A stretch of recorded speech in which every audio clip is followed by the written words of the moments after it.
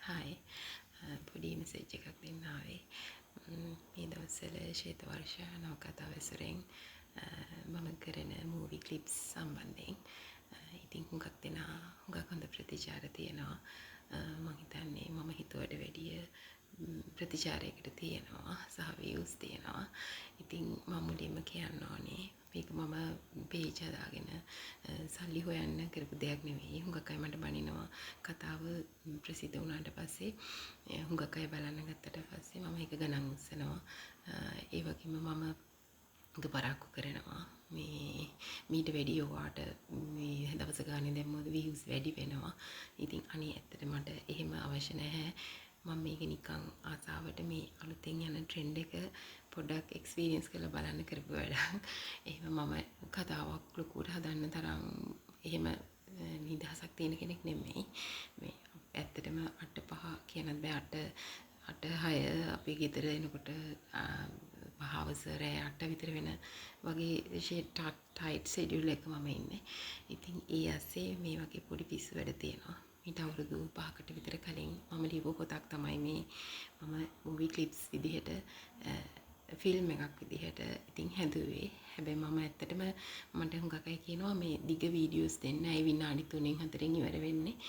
මේ එහෙම ඉතින් ඇත්තටම පැය භාගයේ විනාඩි 15 වීඩියෝස් හදන්න බෑ. ඒක ඇත්තටම බෑ.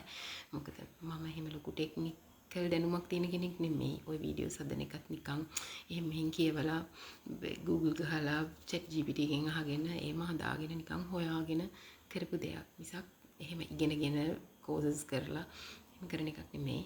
ඊට අමතරව අපි වියදම් කරලා ඇප්ස් දාගෙන එහෙම ප්ලැට්ෆෝම් වල හදන එකක් නෙමෙයි. මේක මොබයිල් එකේ ජස්ට් ෆ්‍රී ක්‍රෙඩිට් වලින් හදන නිකන් ආසාවට කරපු දෙයක්.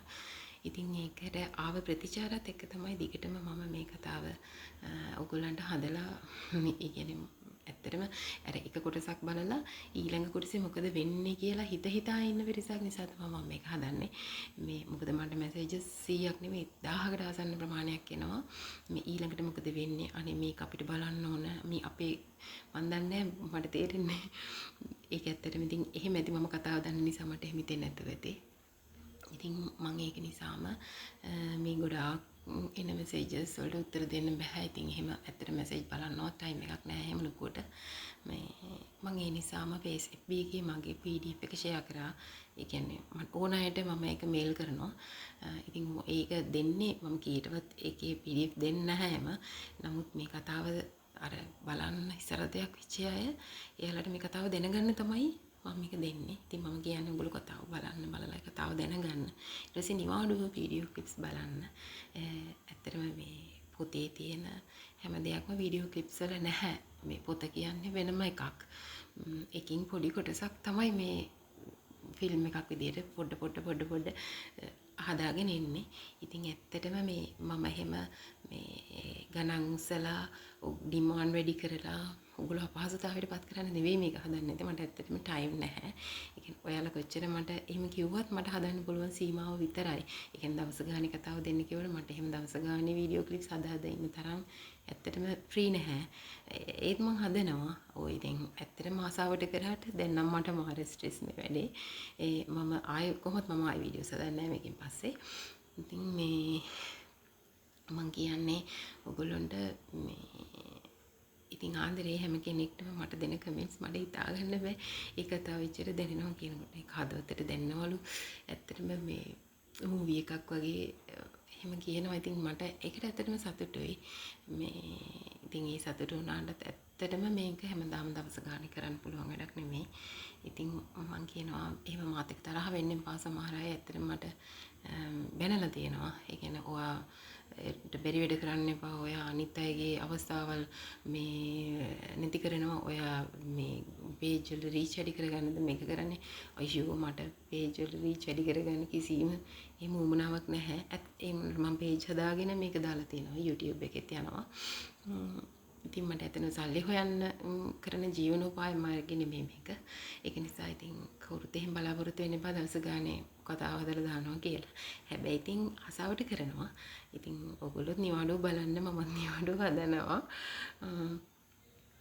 ඉතින් අර ඉන්නව පිරිසක් මාත් එක්කම ඉන්න කතාව නැත්තම් ඔයා හොඳින්ද කියලා අහන. ඉතින් එයාලට ඇත්තටම මේ මේකේ වෙනම ලෙවල් එකක සෙට් එකක් ඉන්නවා.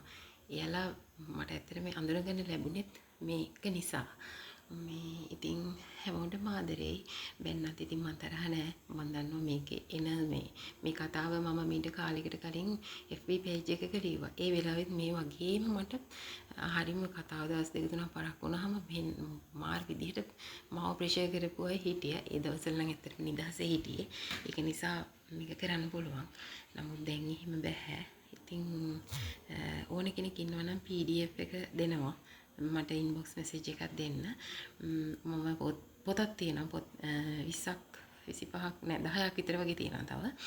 මේ මම පොත් විකුණන්නේ මට පොත් විකුණලා මේ සල්ලි හොයන්න අවශ්‍ය නෑ. ඇත්තටම පොත් ටික නිකන් මං ගාව තියෙනවා. ඉතින් කියවන කෙනෙක් ඉන්නවා නම් ආසාවට තියාගන්න කෙනෙක් ඉන්නවා නම් මම දෙනවා. සමහර අය පොත් එකතු කරනවානේ.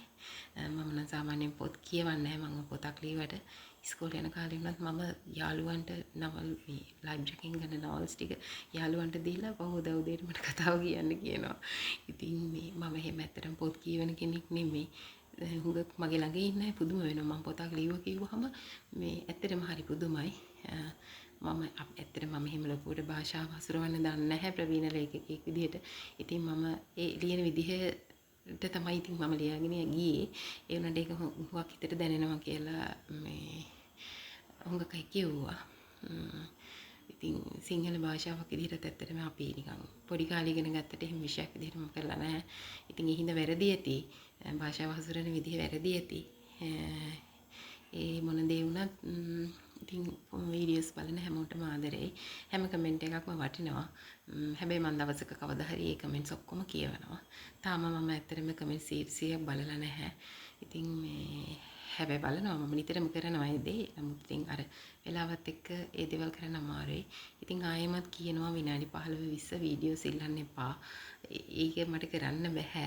එතකොට මම ඒවට රිප්ලයි නැතුවමත් ඒකටත් බැනලා තියෙනවා. මේ නිකමටවත් රිප්ලයි එකක් දාන්න බැරිද? ඔයාට මෙච්චර කමෙන්ට්ස් දානවා, ඔයාට මෙච්චර ලයික්ස් දානවා. අනේ ඉතින් එහෙම නෑ. ඔයාලා කතාව බලන්න. මට ලයික්ස් දාන එක ඉතින් ඔයාලා කැමති විදිහට කරන්න. එහෙම මම තරහ නෑ. මට ඒක මේ අවශ්‍ය නැත්තේ නැහැ අවශ්‍යයි. මට මගේ දෙයක් කියවලා ඒක අඩුපාඩු කියනවට ඒක හොඳ කියනවට මම ආසයි. ඉතින් හැමෝටම ගොඩක් ස්තුතියි මගේ වීඩියෝස් බලනවට. ඉතින් අපි බලමු කවදා හරි දවසක මීට වැඩිය හොඳ ක්වොලිටි එකට මීට වැඩිය පහසුවෙන් කරන්න පුළුවන් වෙච්ච දවසක දිග කතාවක් දෙන්නම් එක දිගට බලන්න. එතකන් මේ විදිහට පොඩි ක්ලිප්ස් තරහ අරගෙන හරි කමක් නැහැ. හිමීට බලන්න ඉවසලා.